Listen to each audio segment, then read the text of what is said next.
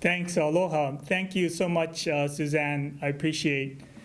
I'm really glad to be able to address the state's Climate Change Mitigation and Adaptation Commission. As many of you may know, I will be leaving this week to head off to the global climate negotiations at COP26 in Glasgow, Scotland. I know I'm preaching to the choir when I try and talk about the challenges of a dangerously warming world. All of you have led the effort here in the islands, and Hawaii continues to lead the planet in addressing climate change. But I do want to talk a little bit about why I'm going and why I believe it is so important to Hawaii and our Pacific Island neighbors. We've been talking a lot in the state team, just focused on the message that we want to deliver in Glasgow. And it is arranged around three themes. First and foremost, that islands mattered. COP26, the Paris Agreement was really driven by leadership from island communities around the planet and embraced by Barack Obama to get the Paris Agreement done. We do know that the climate change is a challenge for all of us on island Earth.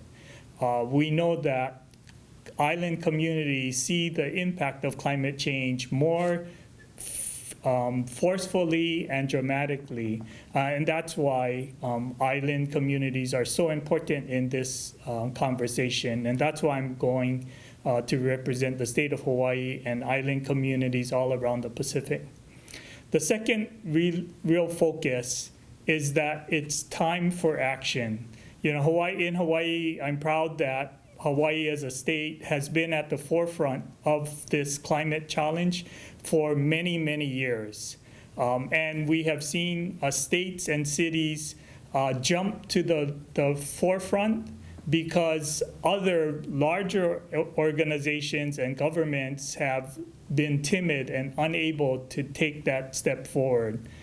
So we do know that communities like ours are important, and it's important for us to be willing to step forward and lead the way. The third important message is that we need to stay below 1.5 degrees Celsius. We all know, we embrace the science. We do know that the human body with elevated temperatures faces a dangerous situation for the health of the body. Well, we are seeing the same thing for our planet. Climate change is an existential threat to Hawaii and the world, and especially our Pacific Island neighbors. Like traditional navigators in a Hawaiian voyaging canoes, we can see the storm clouds ahead. We see the chloral bleaching events. We see the rain bombs and the overwhelming flooding, the drought, the wildfires that continue to ravage our community. That's just an indication of the challenges of climate change. And like the crews of the voyaging canoes, we can and we must paddle together, guided by keen navigators to achieve our goals to reverse climate change and heal our planet. Together, we will help each other arrive at a more sustainable, equitable world for all of us. And this brings me to the second point. Real and lasting change at the state and county level can be made to work, and we will all share in the benefits. We can't wait for a global solution. We must step out and lead when we can. Hawaii is playing such an important role in this effort. We led the world in being the first to commit to 100% clean renewable energy goal, and many of you on this call was part of that effort. We were the first state to show our commitment to climate action by embracing the Paris Agreement in law. And again, I know that many of you were involved in that, taking that step forward. And we were grateful that this year, the US rejoined the Paris Agreement and renewed its pledge to keep global warming under 2 degrees. And we all celebrated the election of President Biden. And this year, Hawaii declared a climate emergency, recognizing that climate change is an existential threat to our communities. I continue to work with 24 other governors in the U.S. Climate Alliance, both Democrats and Republicans, to move the country forward in a more responsible way.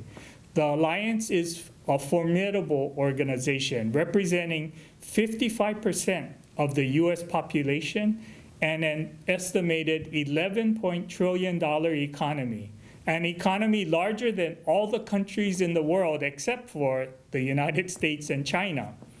Hawaii is also part of the Under 2 Coalition, a coalition of 260 local governments around the world committed to keeping global temperature rise to well below 2 degrees C, with efforts to reach 1.5 degrees. Together, subnational leaders, or as Governor Inslee would like to say, supranational leaders, are building the structures for a healthy, vibrant, and balanced world because we know it is an existential threat. The pandemic highlighted the importance of our connections with each other and the natural world. It has also highlighted how interconnected societies can work together to manage huge global threats. This lesson applies to meeting the climate crisis. You know, building back better, as President Biden likes to say, means a broad-based, inclusive approach to the pandemic recovery. It means ensuring the stimulus package boosts sustainable businesses. It means increasing investment in climate-smart practices that can create jobs to address equity, resilience, and clean energy.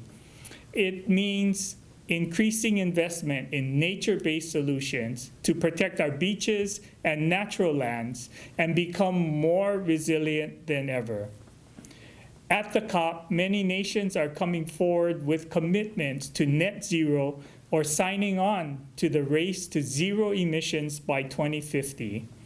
We know that that's not good enough because it will still lead to a world of 2 degrees or more warming. In Hawaii, nature-based solutions will help us go beyond zero emissions to a sub-zero future. We have a target to sequester more than we emit as quickly as practicable, but no later than 2045. All of you know that net zero is not good enough. It is about going beyond net zero to actually capturing more carbon than we emit. The State Climate Commission emphasizes the nature-based solutions, green infrastructure, and carbon-smart practices must be prioritized for a climate-ready Hawaii. Along with 24 other governors, I have committed to priority policy areas for collective coalition adoption to meet our near and long-term targets. These build on our commitment to the Paris Agreement to speak to more ambitious commitments pledged by President Biden, such as to reduce greenhouse gas emissions at least 50 to 52% below 2005 levels by the year 2030.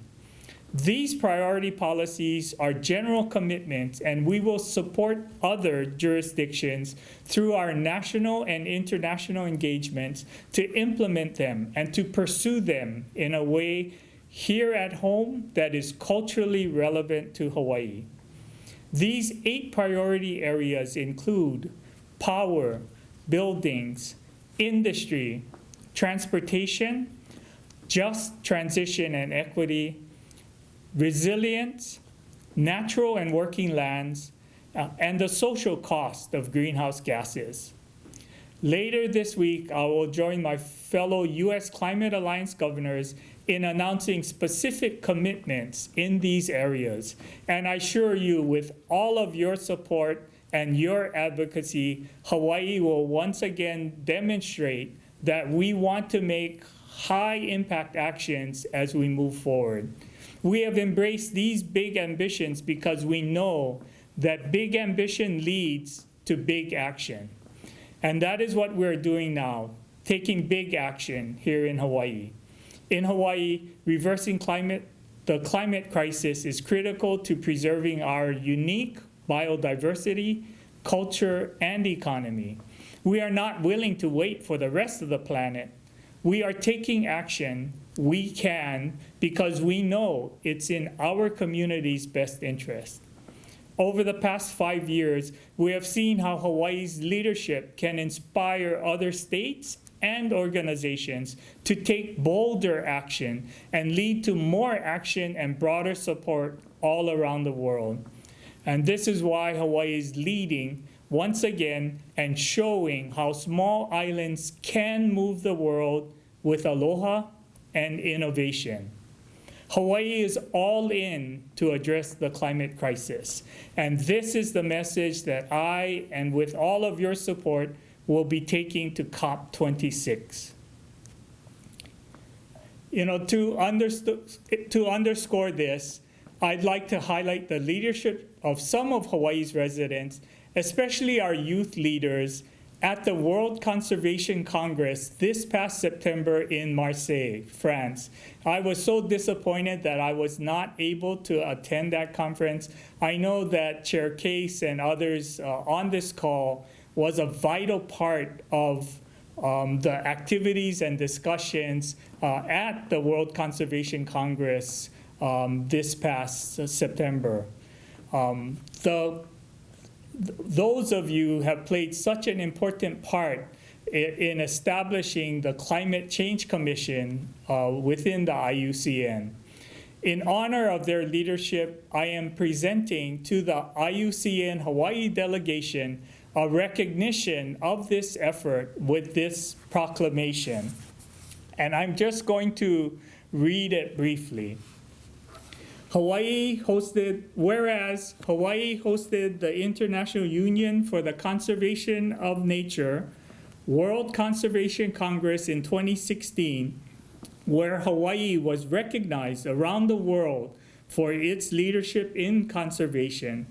And whereas since the 2016 World Conservation Congress, the global climate crisis has worsened, with the United Nations issuing a code red for humanity if stronger action is not taken. And whereas, as the World Conservation Congress in September 2021 in Marseille, France, the Hawaii Conservation Alliance Foundation and the Kua'aina Ulu Au'amo, among others, submitted Motion 003, calling for the creation of a new IUCN Climate Crisis Commission to mobilize and coordinate the IUCN and broader civil society to reduce greenhouse gas emissions and adapt to climate change.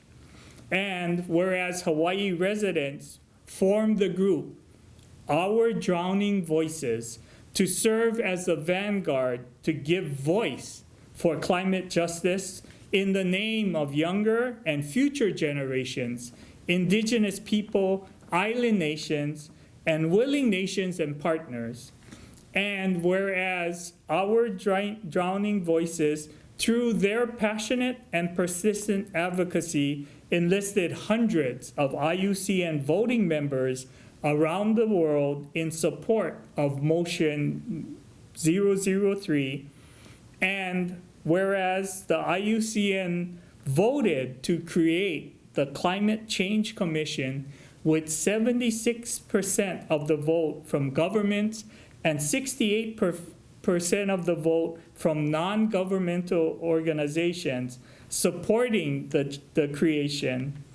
Now, therefore, I, David Ige, as governor of the state of Hawaii, do hereby proclaim November 1st, 2021 as Our Drowning Voices Day, and ask all the people in the Aloha State to join me in recognizing the leadership of our residents, especially our youth, in translating commitment into action and changing the trajectory of Hawaii and island Earth so that our children and future generations can continue to call it home. And this was done today at the state capitol. I did want to thank the many IUCN delegates that are joining us on the call today. On their behalf, May Nachum is here to virtually accept this recognition and this proclamation on behalf of all of those in our Drowning Voices. Thank you so much, May, for your leadership in Marseille, and thank you for your commitment to saving our planet. May. Aloha, thank you so much. I'm Mina Flynn, one of the founders of the Our Drowning Voices Vanguard, and it is my honor to accept this recognition alongside the team from PUA and Hawaii Conservation Alliance Foundation, who without them none of this would be possible. I'm proud to say that amongst all odds and